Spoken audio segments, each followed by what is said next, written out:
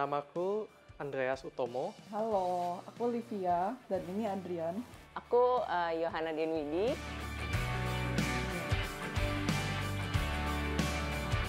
Aku bergereja di ICC sejak 2013. Aku datang sebagai pelajar, belajar di RMIT sebagai Computer Systems Engineering student. Kita baru married 2 bulan. Jadi kalau aku profesinya, aku pastry chef. Terus Adrian sebagai graphic designer and photographer.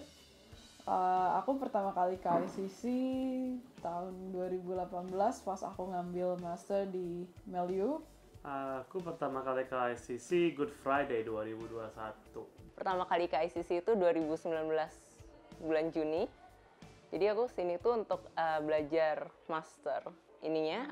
Master of Health and Human Service Management di Deakin University.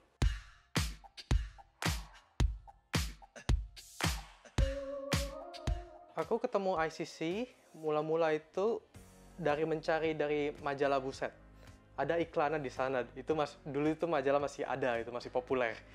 Nah, di sana aku lihat sebenarnya aku udah mencoba beberapa gereja, tetapi ICC adalah gereja yang bagiku itu jadi stick with me karena di Indonesia itu aku asalnya dari GKI, jadi ini something that hits close to home. Kok Chris itu pernah datang ke gereja aku yang di Jakarta. Jadi dia waktu itu pernah kayak ada conference gitu bersama beberapa pendeta lain yang dari Australia juga. Jadi dari situ aku kenal Kok Chris. Jadi waktu aku ke Melbourne, aku pertama kali langsung ke ICC. Aku tahu ICC itu kebetulan dari adik aku, dari Jonathan Widi. Iya, dia udah di sini lumayan lama kan, 5 tahun dari 2015. Terus karena dia udah bergereja di ICC, terus jadi begitu aku sampai ke sini langsung ke ICC gitu.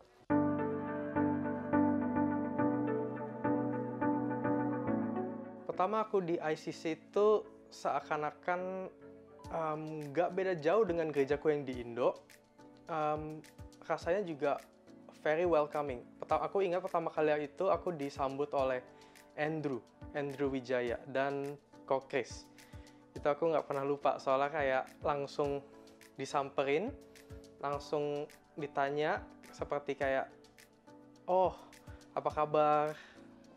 Maksudnya dengan ramah begitu. Jadi aku sebagai pendatang baru pun itu merasa terwelcome. Kayaknya kesan pertama yang aku dapat dari ICC itu dari persekutuan doa, karena pertama kali aku datang ke persekutuan doa. Itu aku ngerasa kayak di welcome banget. Jadi baru kali ini aku ketemu gereja yang benar-benar semuanya tuh berasa kayak family gitu. Jadi begitu masuk aku langsung kayak di sini enak, nyaman, berasa diterima.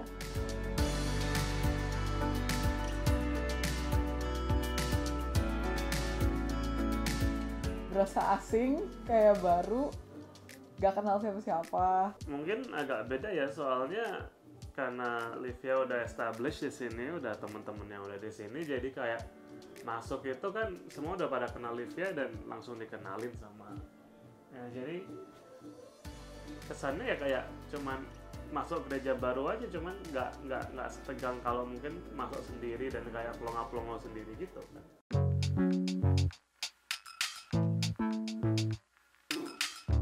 Pesan pertamanya yang pasti terkonfirmasi sih.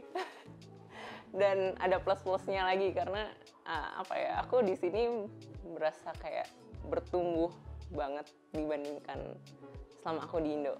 Aku di gereja ICC cukup lama, 7 tahun, dan seiring jalannya waktu dari awal sampai sekarang itu aku melihat effort buat reach out orang-orang baru itu lebih ada gitu.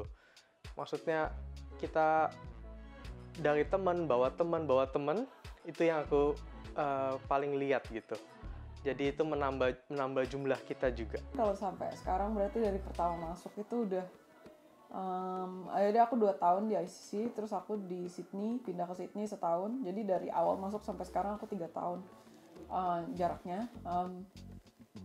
Cuman karena ini aku jadi setahun di Sydney, terus aku baru balik lagi untuk camp ini, dan begitu balik tuh bener-bener kayak ngerasa aku pulang ke keluarga, ke rumah gitu. Selama 4 hari belakangan ini kalau dari ICC sendiri ya kayak memang anak-anaknya juga kayak pada deket semua, pada erat, udah pada kayak keluarga, dan kayak ada bimbingan-bimbingan dari yang lebih tua dan yang baik gitu. Jadi mereka juga yang masuk ini jadi ada contohnya, jadi bisa lebih bertumbuh juga. Di sini ada bimbingannya gitu, jadi kayaknya kelihatan juga dari semuanya itu. Tapi ya itu baru kesan pertama sih ya.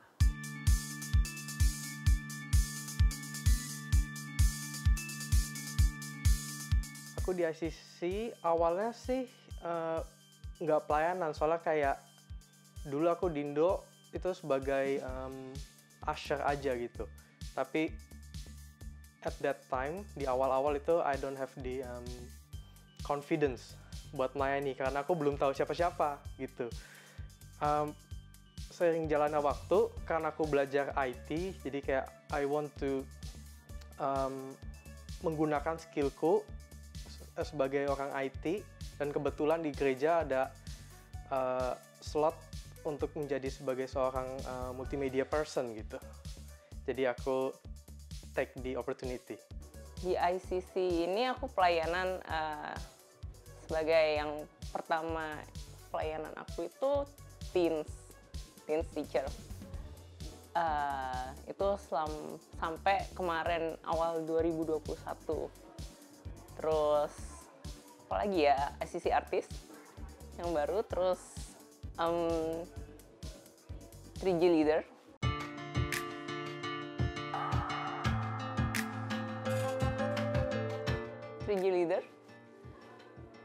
Iya, karena aku ngerasa dari situ aku paling diubahkan gitu.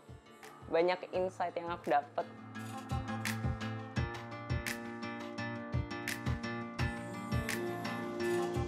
Bagiku, ICC itu seperti home away from home. Karena kita sebagai pelajar internasional, itu kita ke satu tempat yang jauh dari zona nyaman kita gitu. Dan ICC itu bisa memprovide kehangatan itu, seperti selayaknya keluarga. Itu yang aku alami selama aku beribadah di ICC.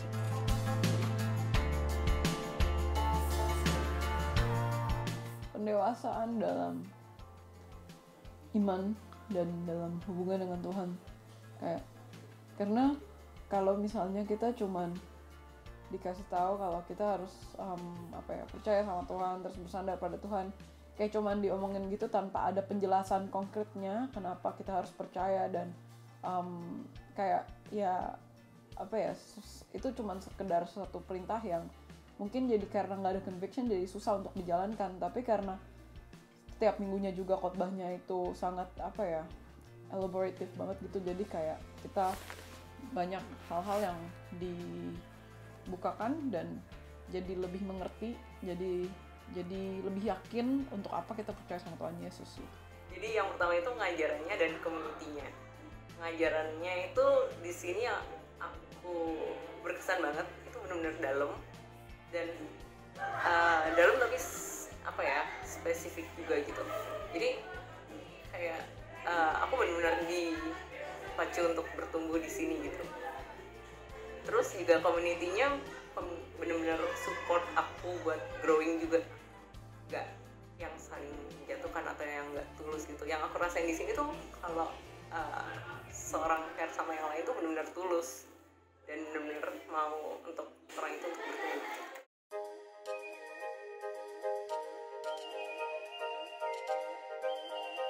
Tetap semangat dalam ngejangkau teman-teman di sekeliling kita, tetap doain mereka, dan untuk memikirkan kita ke gereja misalnya untuk kepentingan kita sendiri, tapi kayak kita juga jangan lupa untuk pikirin kalau orang-orang lain banyak di luar sana yang butuh juga kasih karunia yang kita udah dapat.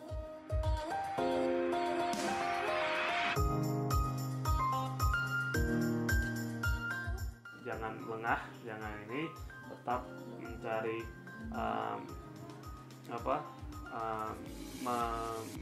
memberitakan Injil kemanapun gitu.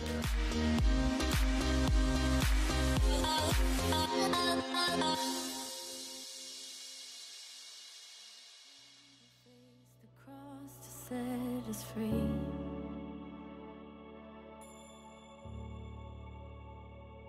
You are with us. You are with us in every moment. You are with us. You are Jesus. You are Jesus in every moment. You are with us.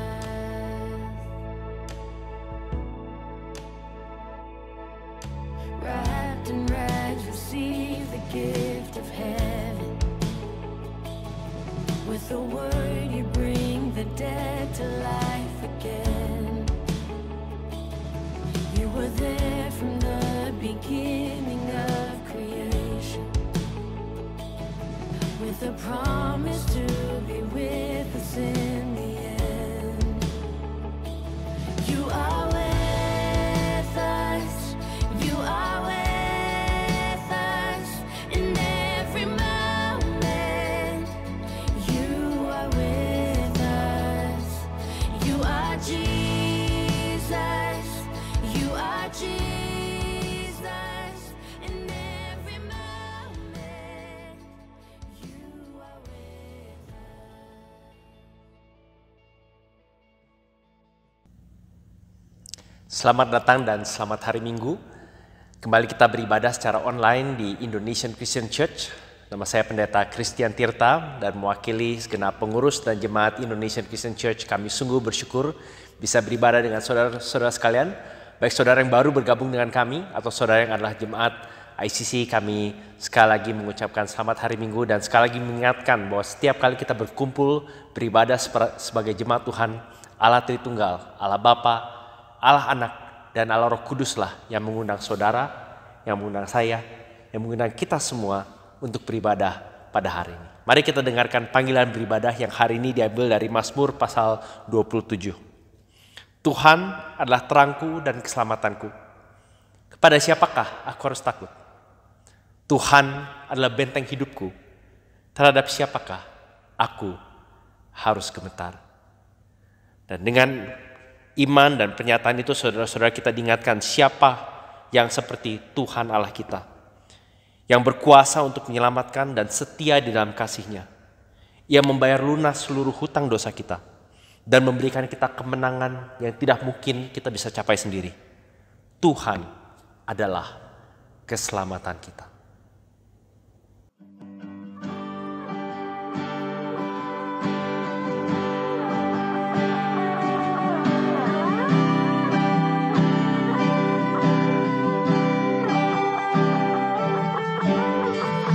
The grace of God has reached for me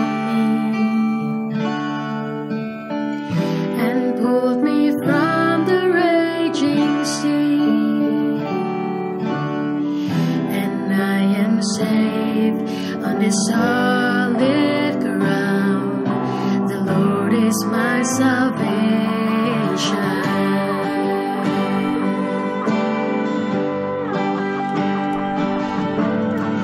I will not fear when darkness falls. His strength will help me scale these walls. I'll see the dawn of the rising sun. The Lord is my salvation. Who is like the Lord our God, strong to save, faithful in love? My debt is paid and a victory won. The Lord is my salvation.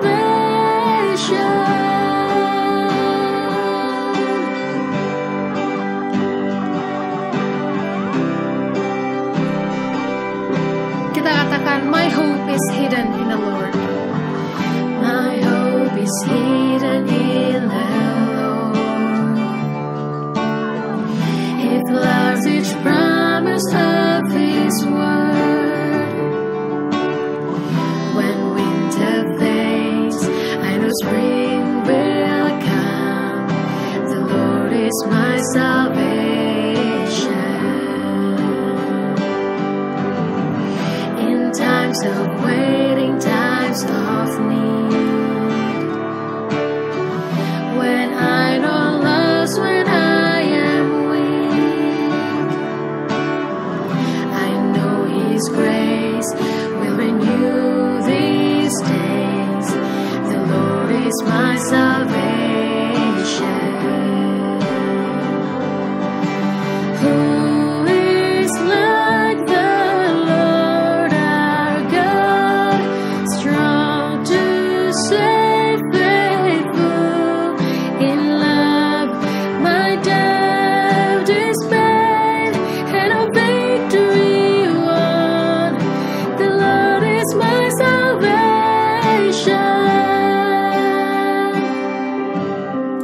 And when I reach my final day, He will not leave me in the grave, but I will rise. He will call me home. The Lord is my salvation. Who is like the Lord our God, strong to save, faithful in love?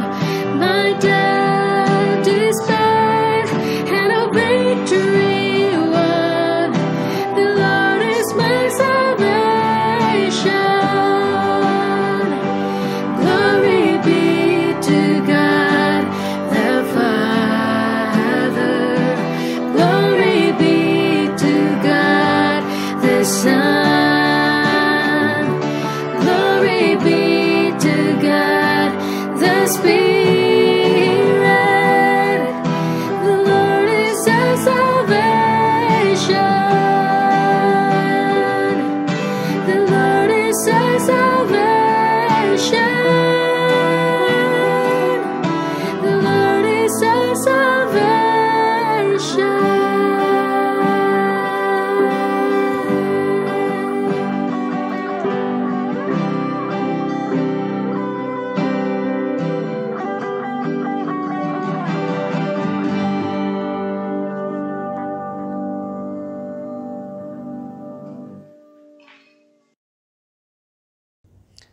Mari kita berdoa. Tuhan, sekali lagi kami diingatkan bahwa sungguh tidak ada apapun dan siapapun yang dengannya Engkau dapat dibandingkan. Engkau tidak terbatas, tidak terhingga, tinggi luhur dalam kekudusan-Mu, besar dalam pengetahuan-Mu, tidak terselami dalam bijaksana-Mu, dan sungguh-sungguh tidak terpahami dalam kasih-Mu. Dan kami bersyukur Tuhan dengan mengenal Tuhan Yesus Kristus. Engkau Allah Bapa yang suci telah menyatakan semuanya itu secara lengkap dan full. Kami bersyukur untuk Allah Roh Kudus yang Kau karuniakan bagi gereja-Mu, sehingga dari zaman ke zaman gereja-Mu boleh mewariskan iman, kepercayaan, pengakuan iman yang kami pegang ini. Pagi hari ini kami datang sebagai umat gembala-Mu berdoa mohon anugerah kehadiran dan penyertaan Tuhan di ibadah hari ini. Kami mengakui segala dosa dan kesalahan kami, khususnya dosa-dosa yang tersembunyi, yang kami jaga dengan tertutup rapat dan begitu rapi dari semua orang, tetapi yang terbuka secara telanjang di hadapan mata-Mu. Dosa-dosa yang secara jelas-jelas menyakiti orang-orang yang dekat dengan kami, yang merugikan mereka. Dosa-dosa yang kami anggap sebagai hal yang wajar, atau bahkan dosa-dosa yang kami tidak ketahui.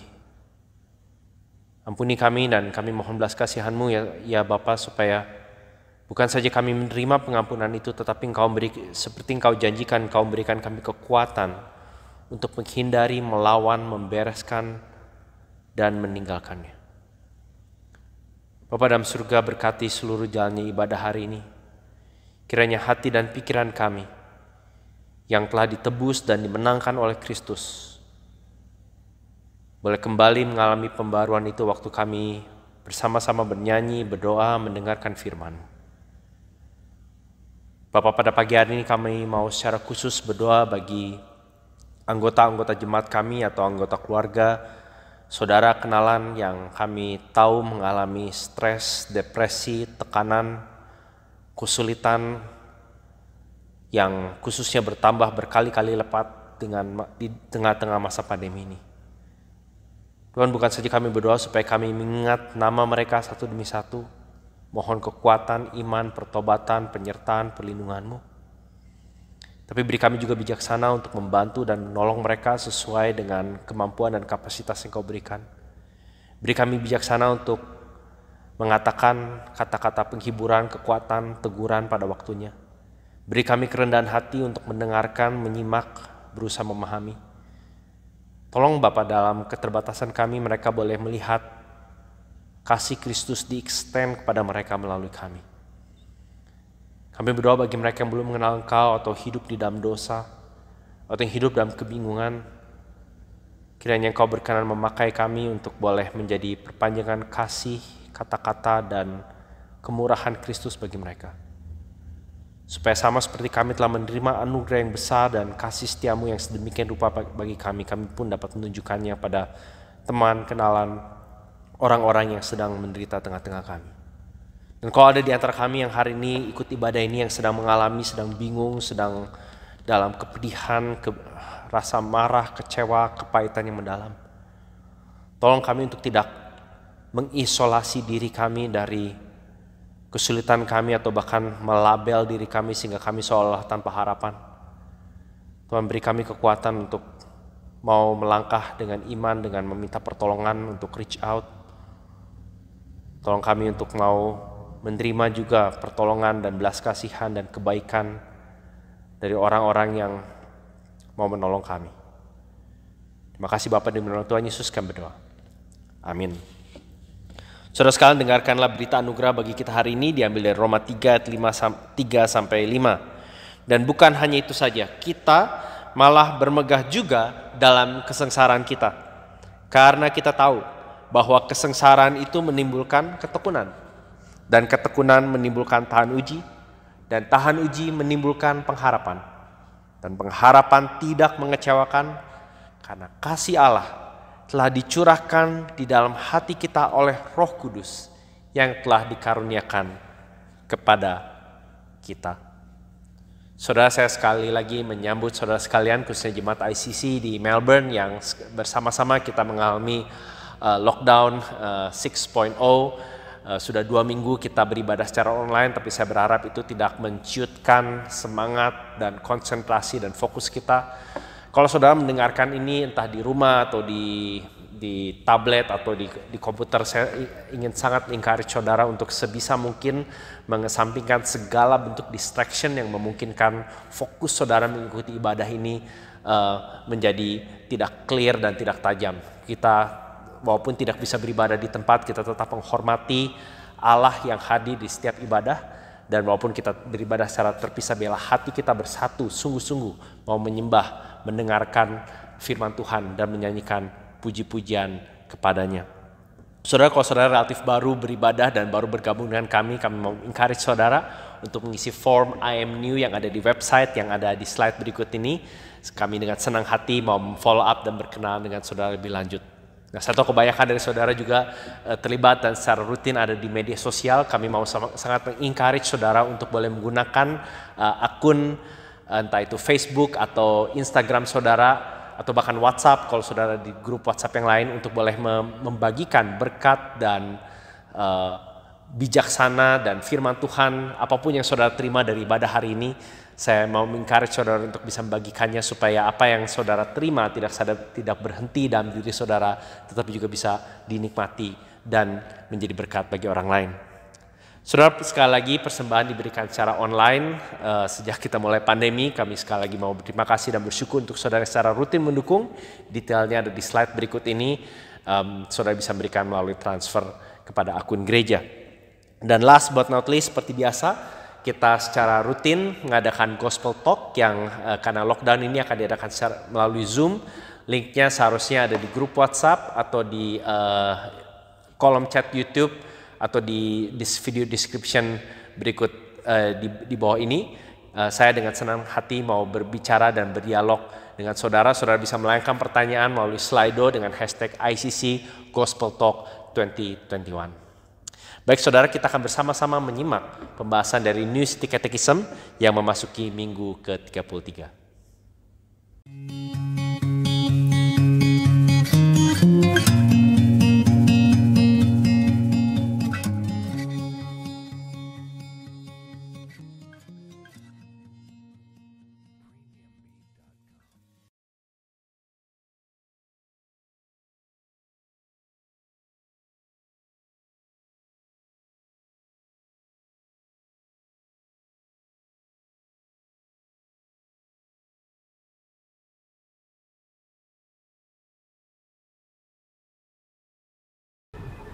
Tidak ada manusia yang dapat diselamatkan karena perbuatan baik. Dan coba kita bayangkan, kalau perbuatan baik itu dapat menyelamatkan kita, maka kita harus sempurna melakukan perbuatan baik itu. Karena hukum Tuhan Allah menuntut kesempurnaan. Tetapi siapa yang bisa mengasihi Tuhan Allah dengan segenap kekuatan, jiwa, akal budi kita 24 jam sehari, 7 hari seminggu? Siapa yang bisa mengasihi orang lain seperti mengasihi diri sendiri setiap saat? Itu sebabnya keselamatan hanya ada di dalam karya Kristus di atas kayu salib. Masalahnya banyak orang Kristen yang kemudian percaya itu, tapi menambahkan sesuatu kepada karya Kristus seakan-akan itu tidak cukup. Jadi itu yang disebut sebagai Yesus plus teologi. Artinya mereka percaya pengorbanan Kristus, tapi itu tidak cukup, harus ditambahkan dengan perbuatan baik, dengan ibadah, dengan intensitas studi teologi, atau komitmen pelayanan, dan seterusnya. Ini adalah penyangkalan bahwa karya Kristus itu final dan cukup bagi keselamatan kita. Sebab oleh kasih karunia kita diselamatkan oleh iman. Itu hal yang penting dari Efesus 2 ayat 8 yang kita harus pegang. Nah, teologi reform mengajarkan bahwa kita diselamatkan, kita dibenarkan hanya oleh iman. Jadi kata hanya itu sangat penting. Hanya oleh iman. Tetapi iman yang menyelamatkan itu tidak pernah sendirian. Nah, perbuatan baik itu adalah konsekuensi natural dari iman yang menyelamatkan. Tetapi perbuatan baik bukan prasyarat dari iman yang menyelamatkan. Jadi kalau Anda memiliki iman yang sejati, pasti akan ada buah perbuatan baik. Tapi itu tidak pernah menjadi syarat Anda dapat diselamatkan. Saudara sekalian, mari kita bersama-sama mengikrarkan apa yang kita akui sebagai pengakuan iman rasuli yang berbunyi demikian. Aku percaya kepada Allah, Bapa yang Maha Kuasa, Khalik langit dan bumi, dan kepada Yesus Kristus, Anak yang tunggal Tuhan kita, yang dikandung dari Roh Kudus, lahir dari anak darah Maria, yang menderita sengsara di bawah pemerintahan Pontius Pilatus, disalibkan, mati dan dikuburkan, turun ke dalam kerajaan maut. Pada hari yang ketiga, bangkit pula dari antara orang mati, naik ke surga, duduk sebelah kanan Allah, Bapa yang Maha Kuasa. Dan dari sana ia akan datang untuk menghakimi orang yang hidup dan yang mati.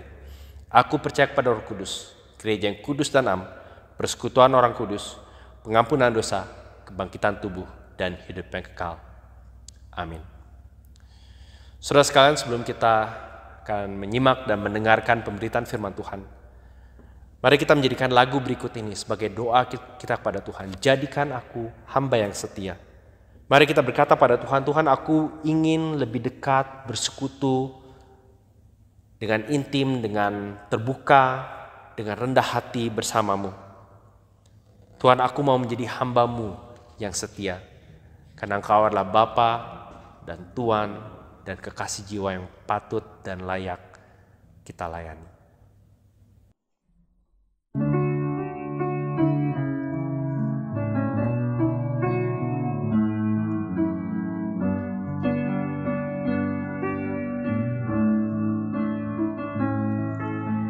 Basuh aku di dalam darah-Mu, anak domba.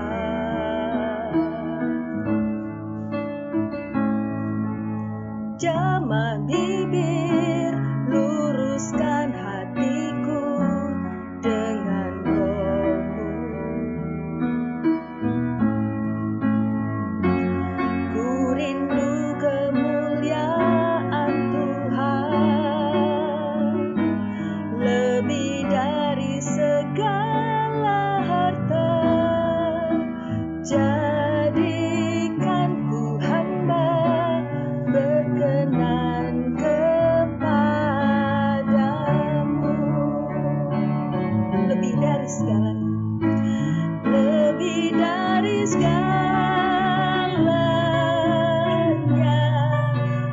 ingin Kau Tuhan, emas perak dan permata tiada artinya. Ku ingin lebih dekat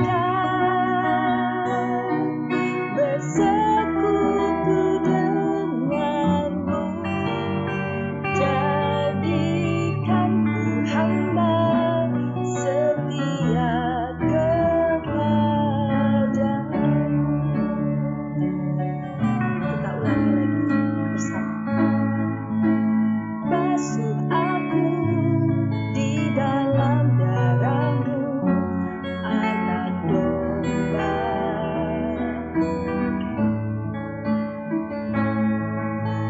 Jamah bibir, luruskan hatiku dengan Roh-Mu.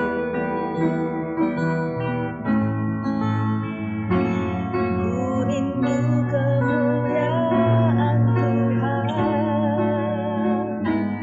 lebih dari segala harta. Jadikan ku hamba berkenan kepadamu.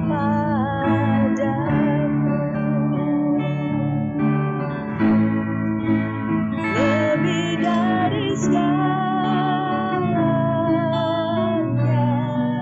ku ingin Kau Tuhan, emas perak dan permata tiada artinya. Ku ingin lebih dekat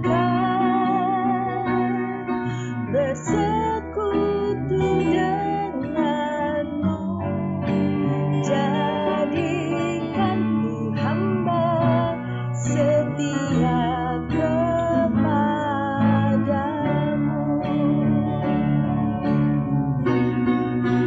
Lebih dari segalanya,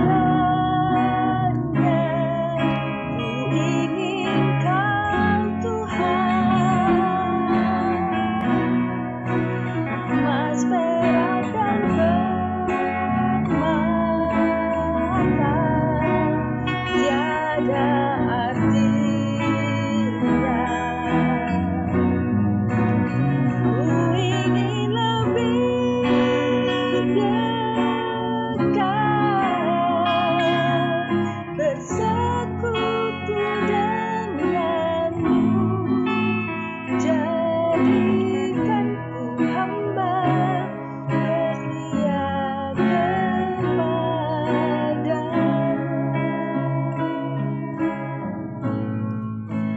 Jadikan ku hamba setia kepadamu.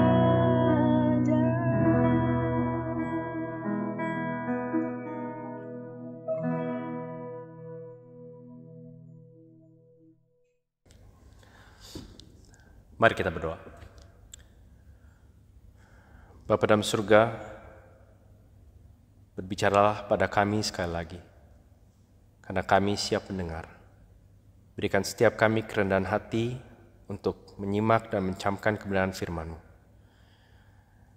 Berikan kuasa dan anugerah-Mu bagi anak-Mu yang akan menyampaikan, keberanian, ketajaman, tetapi juga kesungguh-sungguhan untuk menyampaikan apa yang Kau hendak sampaikan pada setiap kami pada pagi hari ini. Di nama Tuhan Yesus kami berdoa. Amin. Selamat pagi saudara. Saya bersyukur kita akhirnya sampai ke setidaknya babak terakhir atau chapter terakhir dari surat 1 Yohanes. Dan hari ini saya mau ngajak kita bersama-sama melihat apa yang saya beri judul Hidup Kristen yang Dijamin Sukses. Nah, saudara, siapa sih dari kita yang tidak mau hidup sukses? Entah itu dari segi studi, dari keluarga, pendidikan anak-anak, karir, usaha, atau bahkan pelayanan. Saya yakin tidak ada dari antara saudara yang mau imannya itu kandas di tengah jalan?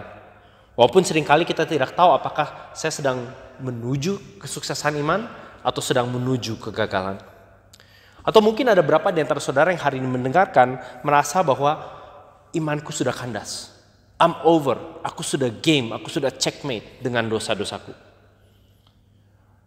Atau mungkin ada sama anak Tuhan yang saudara kenal, yang saudara lihat imannya mulai goyang atau sudah betul-betul kandas meninggalkan Tuhan. Dan saudara mungkin bertanya, apa yang dapat aku lakukan? Bagaimana aku bisa menolong mereka? Karena apa yang aku lihat dari hidup mereka adalah kegagalan demi kegagalan.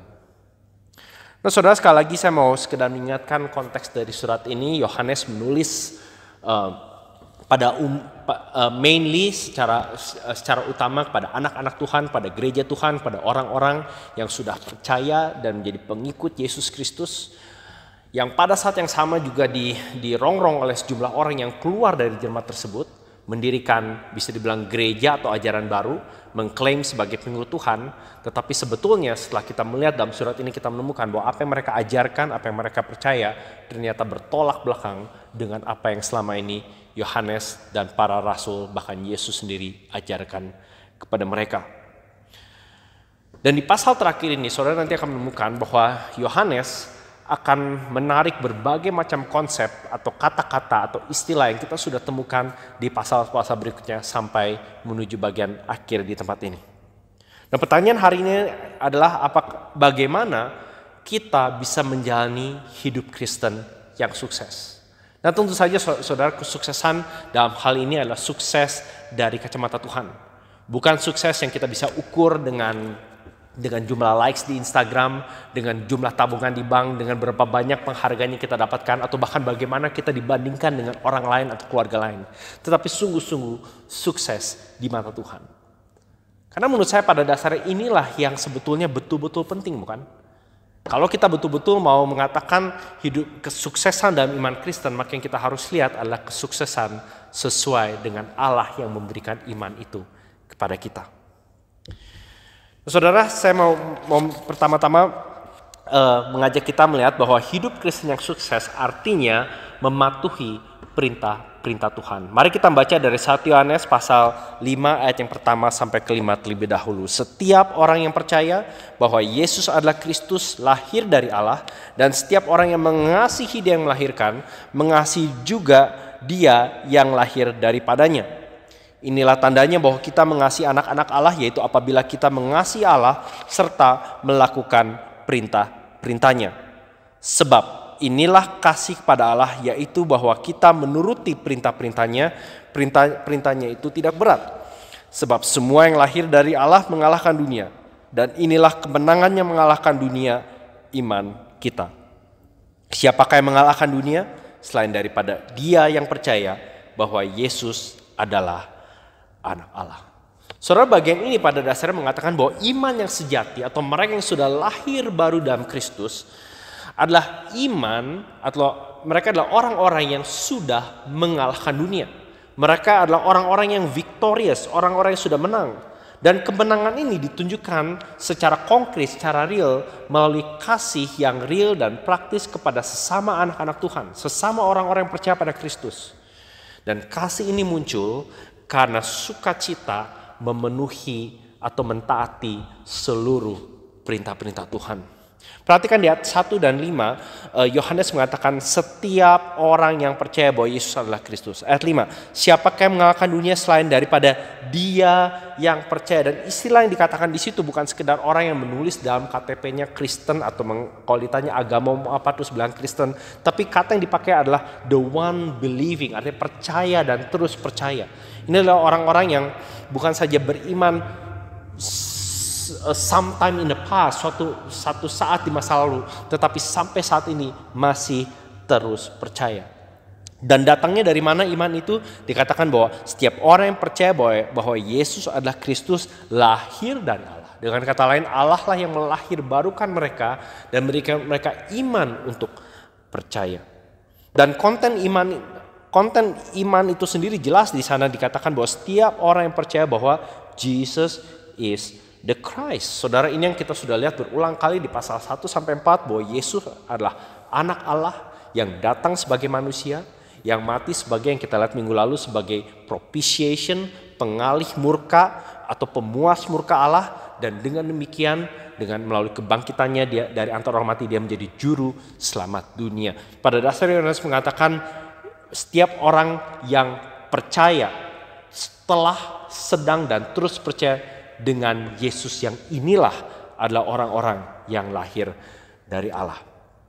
Pada saat yang sama juga dikatakan bahwa setiap orang yang percaya ini juga mengasihi dia, bukan saja dia yang melahirkan, dengan kata lain Allah yang melahirbarukan mereka, tetapi juga mengasihi dia yang lahir daripadanya. Nah, ini ada satu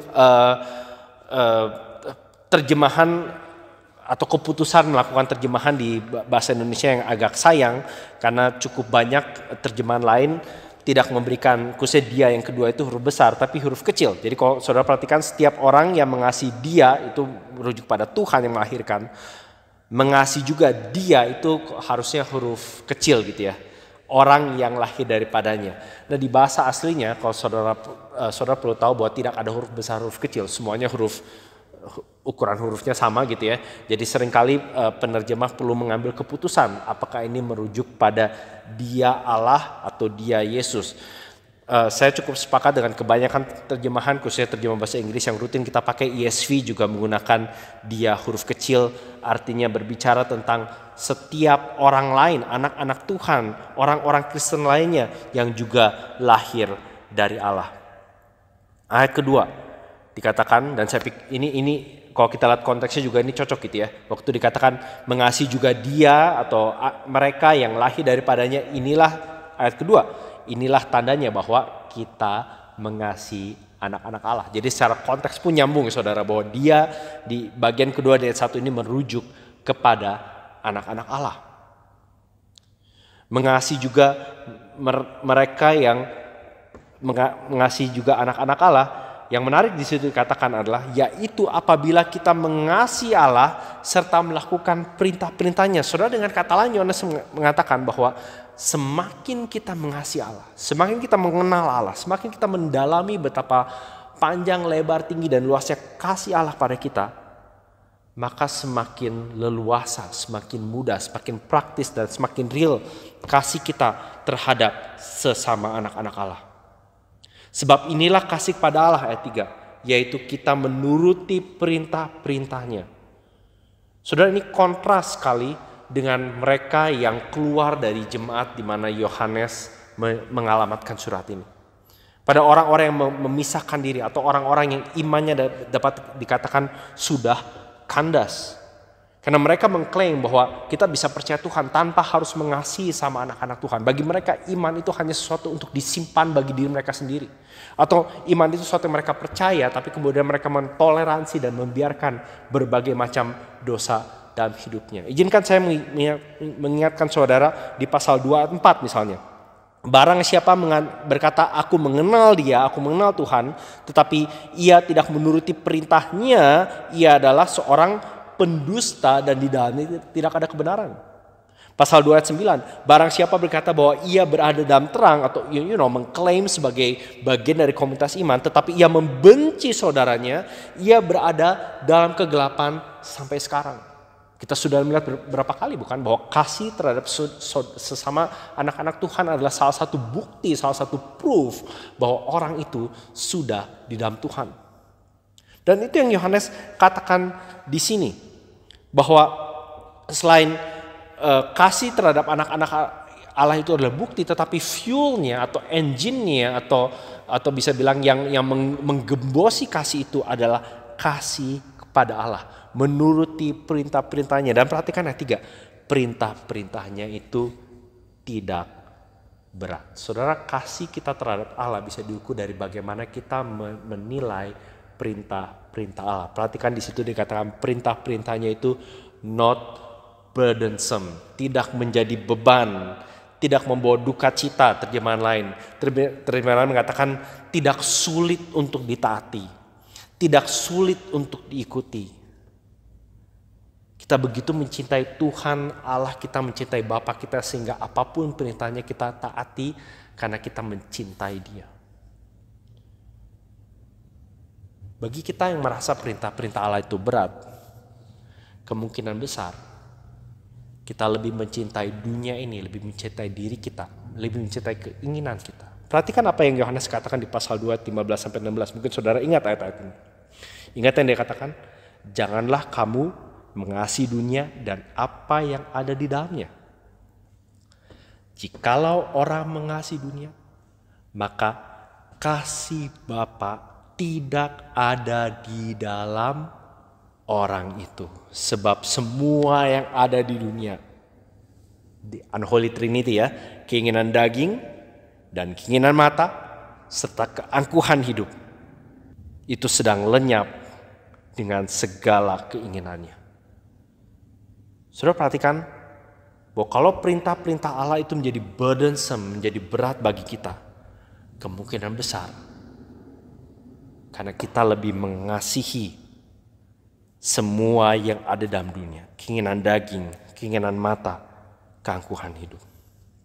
Dan dunia di sini tentu berbicara tentang, seperti yang kita sudah lihat berapa kali, bukan cara berpikir atau filsafat hidup atau gaya hidup atau pandang hidup yang dengan sengaja memberontak melawan Allah. Itu adalah cara Yohanes, itu adalah definisi Yohanes tentang dunia yang sedang lenyap seperti tadi saya katakan dengan segala keinginannya, pasal 2:17.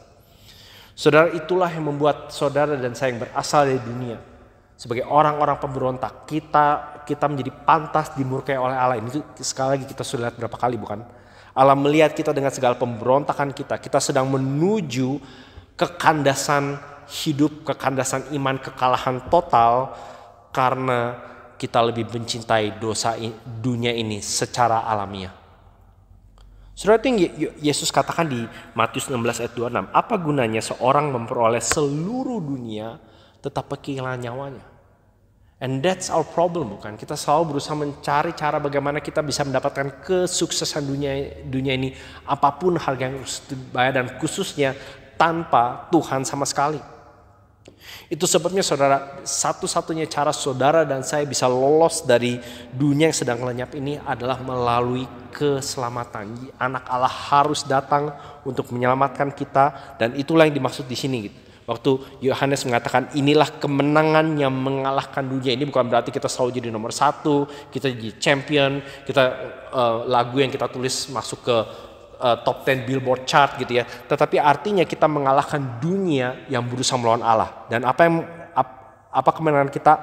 Iman kita. Kita yang percaya bahwa Yesus adalah anak Allah. Artinya setiap orang yang percaya, mengikut, bersandar pada Yesus, menyerahkan, yang sadar bahwa ia telah diselamatkan sepenuhnya oleh Yesus, ini adalah orang-orang yang telah menang. Saudara, bicara tentang sukses, ada beberapa artikel yang saya coba baca tentang hidup sukses. Dan definisinya tentu macam-macam, saya nggak bakal bikin saudara bosan, saudara bisa Google sendiri gitu ya. Saya cuma mau kutip beberapa gitu ya. Apa sih yang dimaksud dengan sukses? Ini versi dunia gitu ya. Dan mereka bilang seperti ini, Anda sukses kalau Anda tidak lagi dikontrol oleh isi sendiri gitu ya. Oleh bos, keterbatasan uang, makanya financial freedom itu populer banget gitu ya. Oleh fasilitas, tidak lagi dikontrol. Anda sukses kalau Anda sudah mencapai status tertentu yang Anda dambakan. Anda sukses kalau Anda sudah mencapai life goals, tujuan-tujuan hidup yang Anda tentukan. Dan life goals ini bisa sifatnya entah kualitas relasi pernikahan, prestasi anak, milestones dalam bisnis, dan seterusnya. Anda sukses, nah ini kedengaran sedikit lebih rohani gitu ya. Ini artikel yang saya baca, dia bilang, kalau you are no longer the center of the universe. Kalau Anda bukan lagi pusat dari hidup Anda. Dan saya lagi bacain, wow, brilian. Baru saya sadar setelah saya baca lebih lanjut, sama sekali tidak ada kata Tuhan di situ.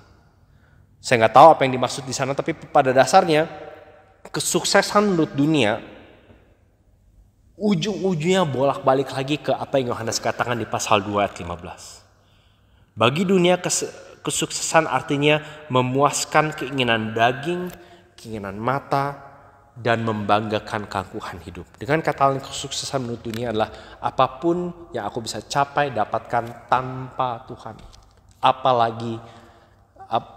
Apalagi Kristus dan keselamatannya. Nah, saudara, apa yang mendominasi hati dan pikiran Anda? Nah, saya sekarang mau berbicara secara khusus bagi saudara yang belum percaya. Saudara yang mungkin mengklaim sebagai orang Kristen, tetapi kalau saudara melihat pola hidup saudara, maka saudara harus mengakui bahwa Anda hidup dalam ketidaktaatan. Entah itu ada kebiasaan, ada semacam relasi, entah itu pacar, teman, relasi bisnis mungkin, bentuk entertainment, kecanduan, bisa gambling, pornografi, minum-minuman, dan lain seterusnya. Atau Anda yang mengklaim sebagai Kristen tapi saudara sama sekali tidak bother, tidak peduli untuk mengasihi atau hidup dalam relasi kasih dengan sesama anak-anak Tuhan. Saudara, kemungkinan besar, apapun yang Anda klaim, berapa lama pun Anda quote-unquote merasa sebagai anak Tuhan, kemungkinan besar Anda bukan pengikut Kristus. Kenapa? Karena kalau kita berdasarkan pertanyaan itu saja kelihatannya apa yang mendominasi, apa yang Anda kejar adalah dosa, keinginan daging, keinginan mata, serta keangkuhan hidup daripada mengejar apa yang Allah mau Anda kejar. Nah, saya mau ngajak saudara yang masuk kategori pertama, kalau saudara merasa Anda mungkin bukan pengikut Kristus, saudara stay tune sampai menjelang akhir khotbah ini ya. Tapi saya juga mau berbicara pada Anda yang sudah berbalik dan percaya pada Kristus. Anda yang sudah menemukan betapa besarnya kasih yang Bapa karuniakan pada kita, pasal 31. Atau Anda yang menemukan bahwa Ia telah mengutus anaknya sebagai propitiation, pengalih murka yang seharusnya Anda dan saya pantas terima. Nah, bagi Anda melihat waktu perintah atau dorongan untuk memuaskan keinginan daging, keinginan mata, dan keangkuhan hidup itu bertabrakan dengan perintah Tuhan, Anda tidak merasa berat untuk mentaati Tuhan. Anda tidak merasa berat untuk mendalami, mencari tahu, atau mengenal apa sih yang Tuhan mau. Dan kalau aku tahu apa yang Tuhan mau, aku mau taati dan ikuti. Karena sekali lagi perintah-perintahnya tidak berat. Dan perintahnya tidak berat karena Anda tahu ini adalah Bapa yang mengasihi aku, Kristus yang telah menyerahkan dirinya bagiku, Roh Kudus yang tinggal dalam diriku. Perintah-perintahnya tidak berat. Izinkan saya mengencourage saudara bahwa kalau Anda adalah orang-orang yang percaya pada Kristus dan mentaati perintah-perintahnya, tentu tidak sempurna, tentu ada kelalaian dan keterbatasan. Kalau Anda mengasihi sesama anak-anak Tuhan, Anda adalah orang Kristen yang sukses di mata Tuhan. Itu sebabnya di slide ini saya mengajak kita mikirkan bahwa hidup Kristen yang sukses artinya tidak lagi menuruti dunia dan segala keinginannya untuk dipuaskan, tetapi tetap mempercayai Yesus dan mematuhi segala perintah-perintahnya. Saudara, hidup yang kita sudah melihat bahwa hidup Kristen yang sukses tidak bisa dipisahkan antara dari iman dan relasi yang hidup dengan Yesus Kristus. Ayat 1-5 tadi kita sudah melihat bukan bahwa iman kepada Yesus ditunjukkan dengan kasih kepada Allah dan perintah-perintahnya. Perintah-perintahnya tidak berat bagi kita. Tapi di ayat 6 berikutnya kita akan melihat bahwa Yohanes beralih fokus pada sasaran atau fondasi atau objek dari iman, yaitu Yesus sendiri. Dan itu bawa saya ke poin berikutnya yang mengatakan bahwa hidup Kristen yang sukses artinya saudara dan saya menerima kesaksian dari Tuhan. Mari kita lihat ayat 6-12. Inilah dia yang telah datang dengan air dan darah, yaitu Yesus Kristus. Bukan saja dengan air, tetapi dengan air dan dengan darah. Dan rohlah yang memberi kesaksian, karena roh adalah kebenaran. Sebab ada 3 yang memberi kesaksian, roh dan air dan darah, dan ketiganya adalah satu. Kita menerima kesaksian manusia, tetapi kesaksian Allah lebih kuat, sebab demikianlah kesaksian yang diberikan Allah tentang anaknya. Barang siapa percaya kepada anak Allah, ia mempunyai kesaksian itu di dalam dirinya. Barang siapa tidak percaya kepada Allah, ia membuat dia menjadi pendusta, karena ia tidak percaya akan kesaksian yang diberikan Allah tentang anaknya. Dan inilah kesaksian itu, Allah telah mengaruniakan hidup yang kekal kepada kita, dan hidup itu ada di dalam anaknya. Barang siapa memiliki anak, ia memiliki hidup. Barang siapa tidak memiliki anak, ia tidak memiliki hidup. Nah, saudara, di bagian ini kita mau melihat bahwa iman yang sejati adalah iman yang menerima kesaksian yang Tuhan bisa katakan impress atau tekankan di dalam hati kita bahwa Yesus adalah Kristus, Yesus adalah Mesias, Yesus adalah Raja utusan Allah atas seluruh dunia ini dan atas hidup saudara dan saya. Saudara, Yohanes mengatakan bahwa inilah dia, inilah Yesus yang telah datang dengan air dan darah. Air di sini merujuk pada waktu Yesus dibaptis oleh air, tapi itu bukan sekedar dibaptis oleh air. Waktu Yesus dibaptis ada satu event yang khusus di mana Roh Kudus turun dan tinggal pada Yesus. Pada saat itulah Yesus diurapi sebagai Kristus atau Mesias atau Raja yang dinanti-nantikan untuk tugas yang khusus, yaitu apa? Perhatikan, air dan darah. Bagi kebanyakan kita darah sudah sangat familiar dalam kosakata iman Kristen, bukan bahwa darah merujuk pada karya penebusan dosa yang Yesus lakukan di atas kayu salib. Jadi Yesus bukan saja memulai tugasnya sebagai raja waktu dia dibaptis melalui air, tetapi juga dia menyelesaikan misi Allah yang ia emban sepanjang hidupnya dengan mati di kayu salib. Dengan kata lain, air dan darah menunjukkan bahwa Yesus sepanjang hidupnya menjalankan hidup yang betul-betul sukses di mata Allah. Sukses, lengkap, piawai. Kemuliaan dan kehebatan dan kesempurnaan pekerjaan Yesus tidak bisa ditandingi. Itu yang dimaksud waktu dikatakan bukan saja dengan air, tetapi juga dengan air dan dengan darah. Yohanes seolah-olah berusaha menekankan pada pembacanya, this is the true Christ. Inilah Kristus yang sejati. Inilah Yesus yang kalau kita lihat pasal 1 yang kami ajarkan kepadamu. Dan rohlah yang memberi kesaksian, pasal 6 kalimat berikutnya. Dan karena roh adalah kebenaran, sebab ada 3 yang memberi kesaksian, roh dan air dan darah, dan ketiganya adalah satu. Nah, saudara mungkin perhatikan dari tadi saya meski membaca berapa bagian dari kalimat yang ada mungkin di Alkitab Indonesia. Saudara nanti waktu Gospel Talk saudara bisa tanya, tapi singkat cerita kalimat pendek itu tidak ada di kebanyakan manuskrip sebelum abad ke-14. Jadi kebanyakan bahkan terjemahan Inggris atau terjemahan modern mengabaikan atau bahkan tidak mencantumkan ayat-ayat tersebut sama sekali. Tapi apapun itu saudara, secara umum konteks atau konsep yang mau disampaikan sebetulnya cukup jelas. Yang Yohanes mau katakan adalah ada kesaksian yang sangat-sangat solid yang mengkonfirm bahwa Yesus adalah anak Allah.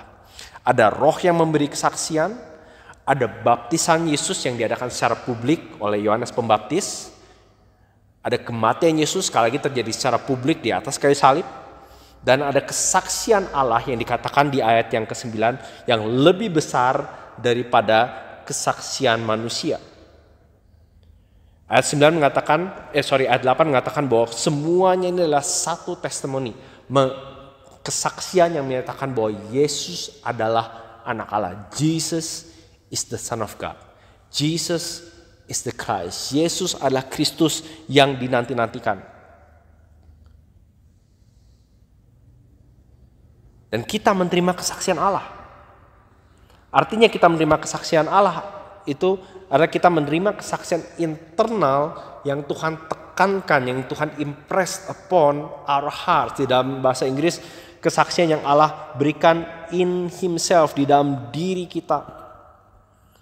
Ini yang Yohanes mau katakan bahwa waktu kalian menerima kesaksian ini, waktu kalian mendengarkannya dari kami, kalian menerima kesaksian ini, betul kami yang mengatakannya padamu, atau kalau pakai konteks modern abad 21, betul saudara mendengarkan saya atau passenger atau orang lain berkhotbah pada saudara, tetapi saudara tahu di dalam hatimu God is speaking to me.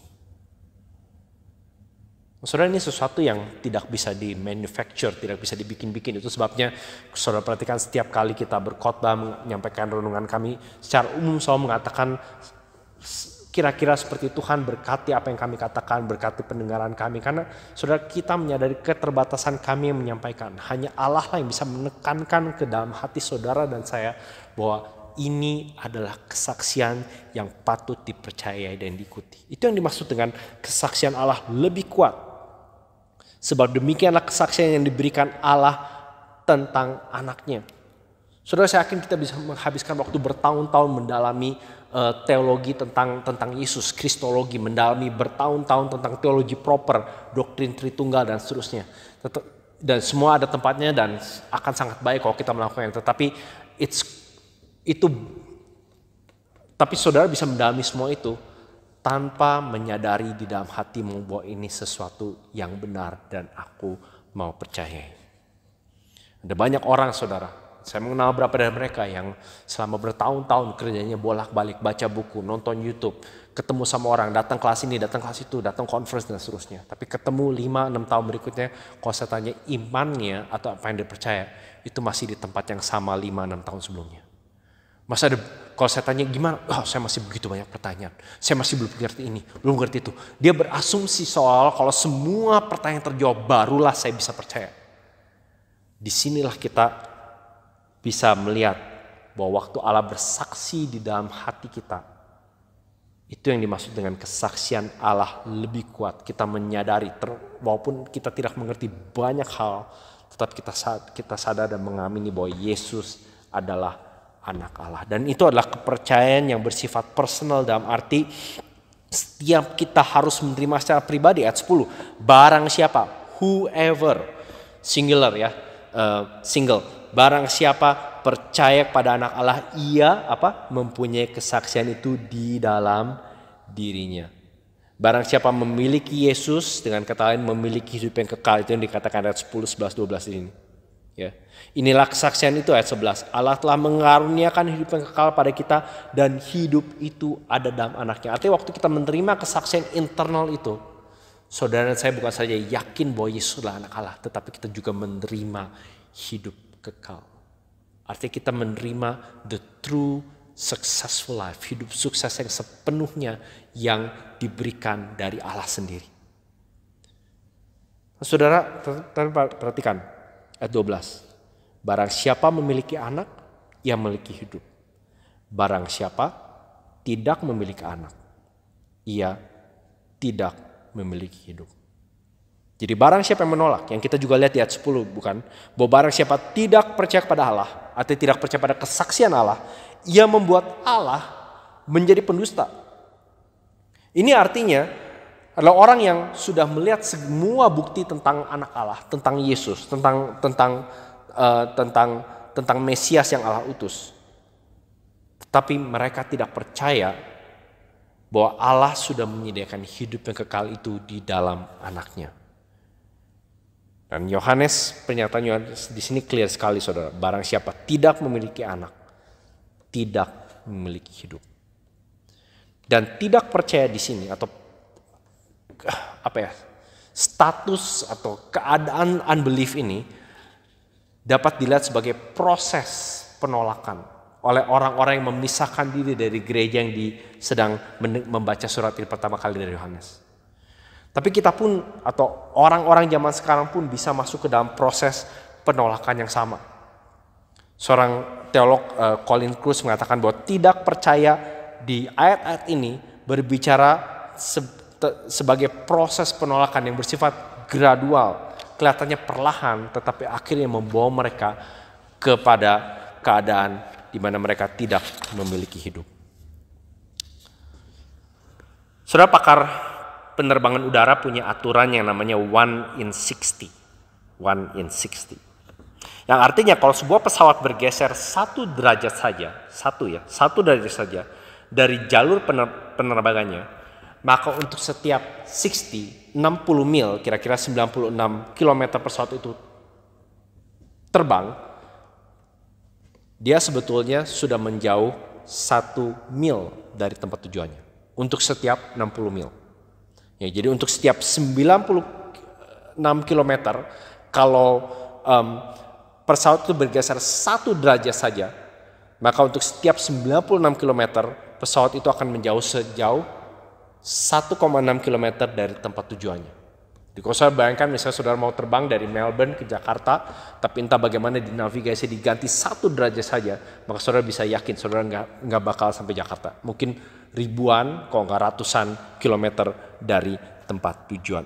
Artinya saudara, semakin jauh Anda terbang, kalau terbangnya hanya misalnya 10 km mungkin nggak kerasa gitu ya. Tetapi semakin jauh pesawat itu terbang, semakin jauh pesawat itu dari tujuan. Itu yang sering kali terjadi dalam hidup orang Kristen hari ini. Tindakan yang kelihatannya kecil, tindakan yang kelihatannya sepele, dosa yang kelihatannya remeh, relasi yang kelihatannya aman-aman aja, asik-asik aja, hobi yang kelihatannya tidak berbahaya, pelan-pelan bisa menentukan antara sukses sampai ke tujuan atau kandas di tengah jalan. Saudara, apakah Anda ada di dalam proses sedang perlahan-lahan menolak firman Tuhan? Nah, bagi beberapa dari saudara ini mungkin artinya saudara simply lazy, malas. Ada hal-hal yang lebih menarik atau nggak punya semangat, nggak mau. Pokoknya nggak mau gitu ya, malas ya. Ada berapa dari saudara yang mungkin simply nggak mau dengar.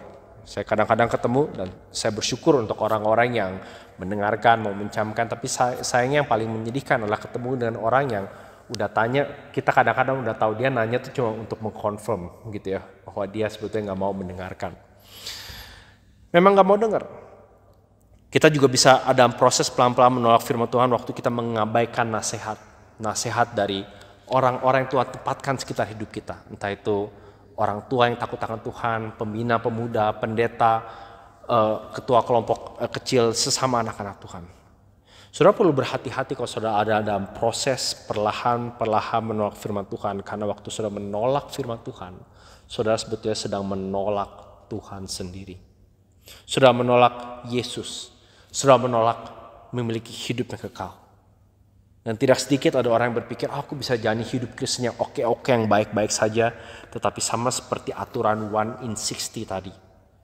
Yang pelan-pelan, yang kelihatannya kecil, itu akhirnya akan justru mengkandaskan imanmu. Nah, saudara, saya mau encourage saudara yang sudah menerima Yesus. Yang tekun untuk menerima kesaksian Allah di dalam hidupmu.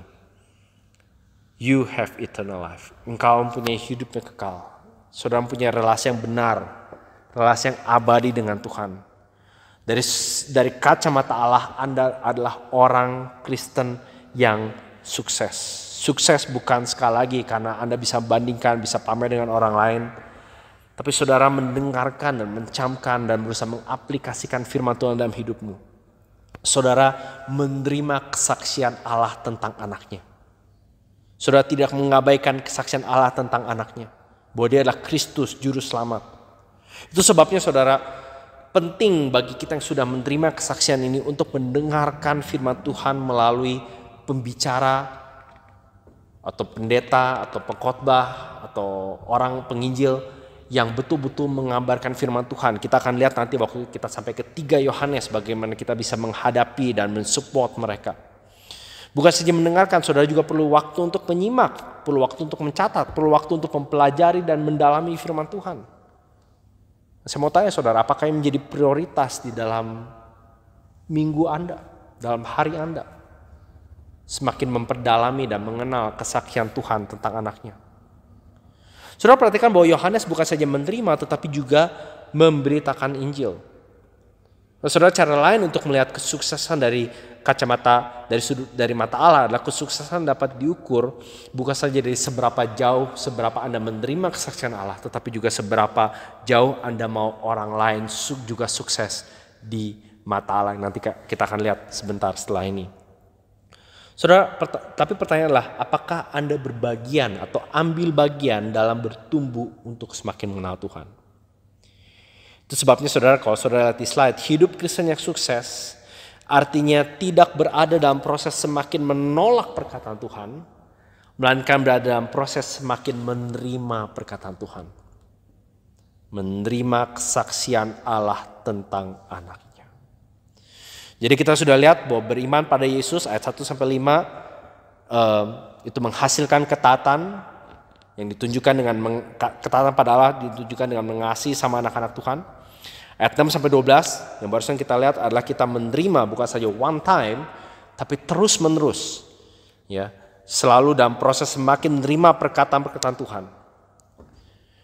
Seringkali pertanyaannya juga adalah gini, Di tengah dunia yang Yohanes berulang kali katakan, yang semakin gelap, semakin meninggalkan Tuhan. Bagaimana saudara, bagaimana saya bisa tahu, bisa terus bertekun bahwa kita akan sampai pada tujuan. Dan itu membawa saya ke poin yang terakhir. Hidup Kristen yang sukses artinya kita menghargai hidup kekal yang Tuhan berikan. Hidup kekal dari Tuhan. Mari kita baca ayat 13 sampai ke 21. Semuanya itu kutuliskan kepada kamu supaya kamu yang percaya kepada nama anak Allah tahu bahwa kamu memiliki hidup yang kekal. Dan inilah keberanian percaya kita kepadanya, yaitu bahwa Ia mengabulkan doa kita jikalau kita meminta sesuatu kepadanya menurut kehendaknya. Dan jikalau kita tahu bahwa Ia mengabulkan apa saja yang kita minta, maka kita juga tahu bahwa kita telah memperoleh segala sesuatu yang telah kita minta kepadanya. Jikalau ada orang yang melihat saudaranya berbuat dosa, yaitu dosa yang tidak mendatangkan maut, hendaklah ia berdoa kepada Allah dan Dia akan memberikan hidup kepadanya, yaitu mereka yang berbuat dosa yang tidak mendatangkan maut. Ada dosa yang mendatangkan maut, tentang itu tidak kukatakan bahwa ia harus berdoa. Semua kejahatan adalah dosa, tetapi ada dosa yang tidak mendatangkan maut. Ayat 18. Kita tahu bahwa setiap orang yang lahir dari Allah tidak berbuat dosa, tetapi Dia yang lahir dari Allah melindunginya dan si jahat tidak dapat menjamahnya. Dan kita tahu bahwa kita berasal dari Allah dan seluruh dunia berada di bawah kuasa si jahat. Akan tetapi kita tahu bahwa Anak Allah telah datang untuk mengaruniakan pengertian kepada kita supaya kita mengenal yang benar dan kita ada di dalam yang benar, di dalam anaknya Yesus Kristus. Dia adalah Allah yang benar dan hidup yang kekal. Anak-anakku, waspadalah terhadap segala berhala. Saudara, di bagian ini Yohanes mengatakan bahwa hanya mereka yang percaya kepada Yesuslah yang memiliki dan mengenal hidup yang kekal. Hidup yang kekal bukan saja sesuatu, tetapi seseorang. Hidup kekal itu ingat ada di dalam anaknya. Punya anak, punya hidup kekal. Tidak punya anak, tidak punya hidup kekal. Tetapi mereka juga yang bertekun dan mendorong sesama anak Tuhan untuk tetap bertekun di dalam iman. Kita akan melihat sepintas ayat-ayat ini. Saudara, di ayat 13 kita melihat kesimpulan atau tujuan utama mengapa surat ini ditulis. Perhatikan dikatakan di situ, semuanya ini kutuliskan padamu, this whole letter, seluruh surat ini supaya, perhatikan, kamu yang percaya. Sekali lagi di dalam Yunaninya itu adalah present tense, artinya ini adalah sesuatu realitas yang terus menerus ada dalam hidup kita. Kamu yang ada dalam relasi yang benar dengan Allah melalui Kristus. Kamu yang sedang terus percaya pada Yesus, supaya kamu yang percaya kepada nama anak Allah tahu bahwa kamu memiliki hidup yang kekal. Nah saudara, kalau Injil Yohanes itu berbicara tentang bagaimana kita bisa masuk ke dalam kerajaan Allah, bagaimana kita bisa percaya, maka surat 1 Yohanes mengatakan bagaimana kita bisa tetap percaya. Bagaimana kita bisa terus bertekun di dalam iman kita. Saudara, kepastian keselamatan yang di sini dikatakan ayat 14 ya, keberanian kita percaya, kepastian keselamatan itu membuat orang Kristen itu bisa yakin bahwa doa-doa mereka akan dikabulkan. Saya yakin kalau ada satu hal yang saudara ingin banget gitu ya, adalah gimana sih tahu kalau doaku dijawab. Saudara, di sini ada jawabannya. Inilah keberanian percaya kita padanya, yaitu bahwa Ia mengabulkan doa kita. Ayat 15, bahwa Ia mengabulkan apa saja yang kita minta. Wow, kayaknya ini statement yang kita langsung bayangin, kayaknya ini asik banget kalau dapat pernyataan seperti ini. Tetapi perhatikan apa yang Yohanes katakan, jikalau kita meminta sesuatu menurut kehendaknya. Nah, di dalam konteks ayat 14 sampai 17, kita yang Yohanes mau katakan adalah begitu dekatnya relasi kita dengan Tuhan, sehingga kita bisa yakin bahwa Ia selalu mendengar dan menjawab doa-doa kita yang kita minta sesuai dengan kehendak-Nya. Saudara, dalam konteks ini kita melihat misalnya Yohanes berikan contoh. Dia berbicara tentang orang atau saudaranya, ini bicara tentang sama anak-anak Tuhan, yang berbuat dosa, yang dikatakan dosa yang tidak mendatangkan maut. Saudara, ini artinya ini adalah dosa orang-orang Kristen yang perlu diakui dan dosa yang bisa diampuni. Dan mengapa orang Kristen perlu mengakui dosa dan perlu menerima pengampunan? Karena dosa kita sebagai anak-anak Tuhan seringkali merenggangkan dan merusak relasi kita dengan Tuhan. Itu sebabnya Yohanes mengatakan bahwa sebagai orang Kristen kita, dan Yohanes memasukkan dirinya sendiri, masih berbuat dosa. Itu sebabnya kita diingatkan di pasal 1 misalnya, kita punya perantara, yaitu Yesus Kristus. Dan waktu kita mengaku dosa kita pada Dia, kita bisa dipulihkan. Kalau saudara lihat berapa pasal sebelumnya, pasal 1, jika kita berkata bahwa kita tidak berdosa, maka kita menipu diri kita sendiri dan kebenaran tidak ada dalam kita. Tetapi jika kita mengaku dosa kita, maka Allah adalah setia dan adil dan Dia akan mengampuni segala dosa kita dan menyucikan kita dari segala kejahatan.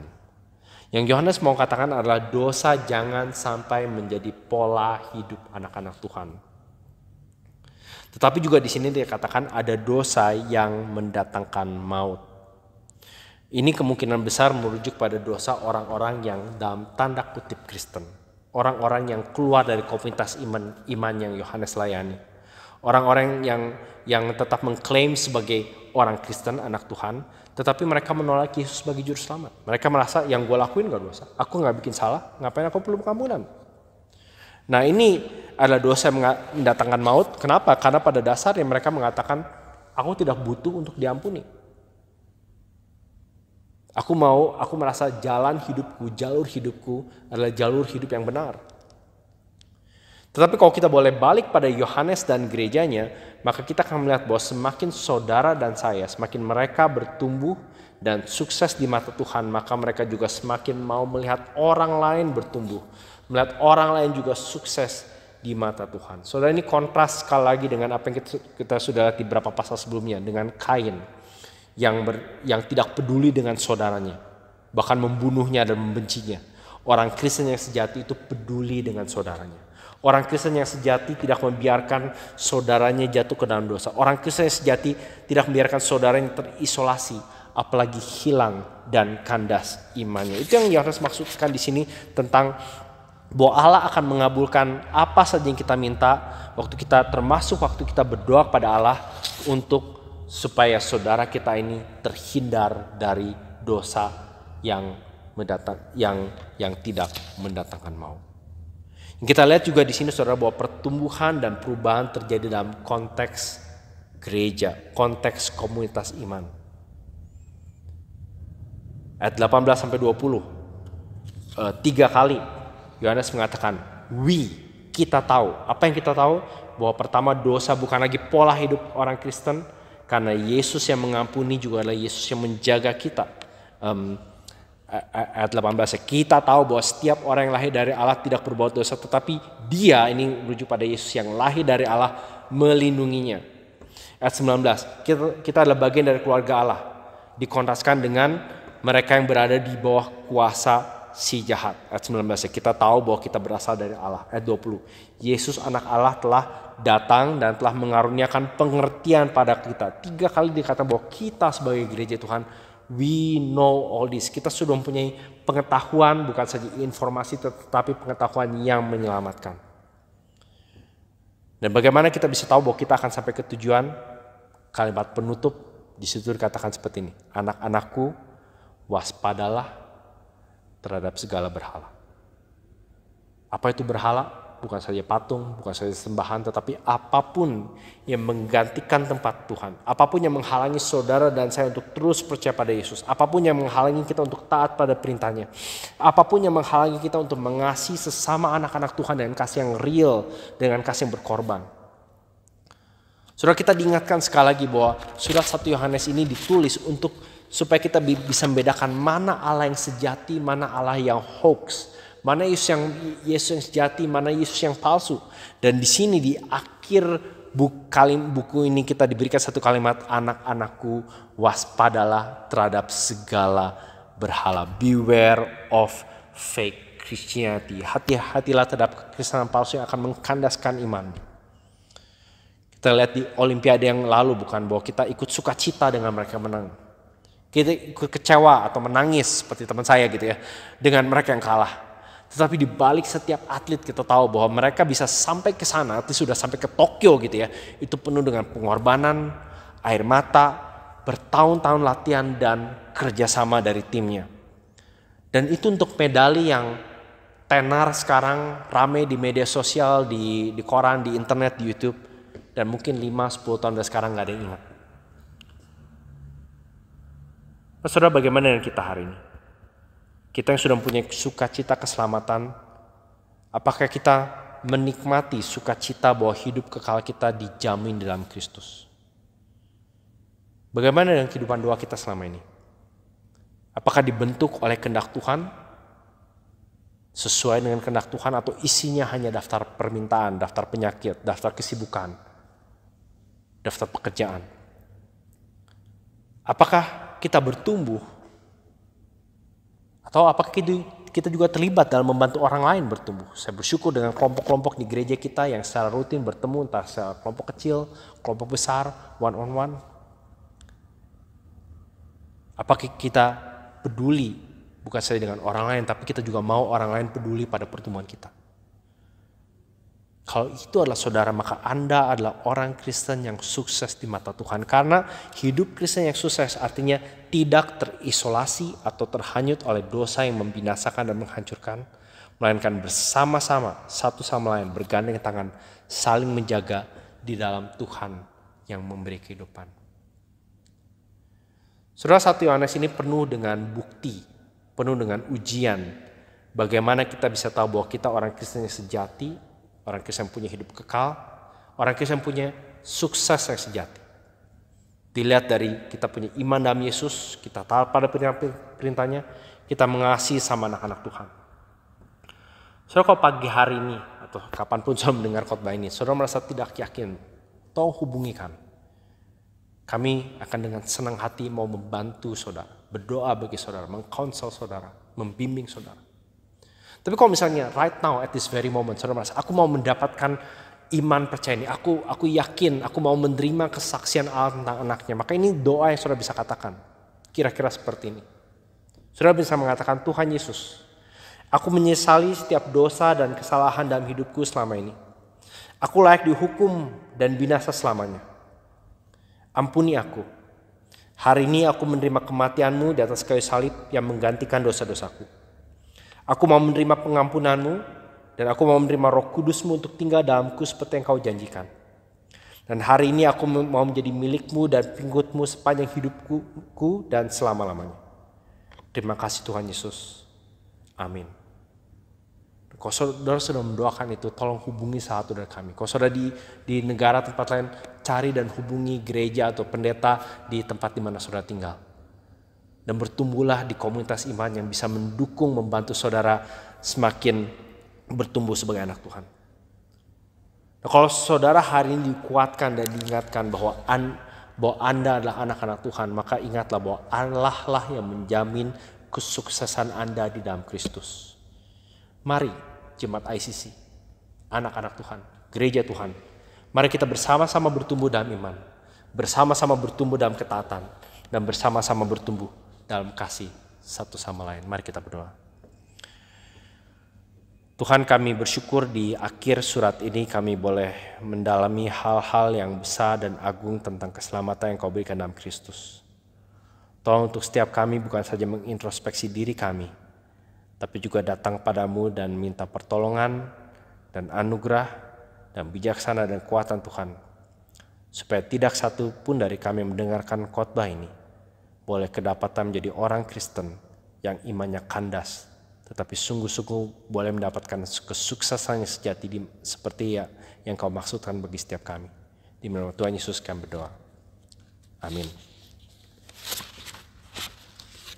Saudara sekalian, di akhir ibadah ini sekali lagi reminder, setelah ini akan diadakan Gospel Talk yang saudara bisa lihat linknya entah di kolom di YouTube, di kolom chat YouTube, di grup WhatsApp, atau di video description hari ini. Saya dengan senang hati mau berdialog, berdiskusi, atau kalau saudara punya pertanyaan, sekali lagi saudara bisa kirimkan ke Slido dengan hashtag ICC Gospel Talk 2021.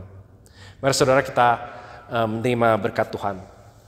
Kasih karunia Tuhan kita Yesus Kristus dan kasih Allah dan persekutuan Roh Kudus menyertai kamu sekalian. Amin. Selamat hari Minggu, Tuhan berkati.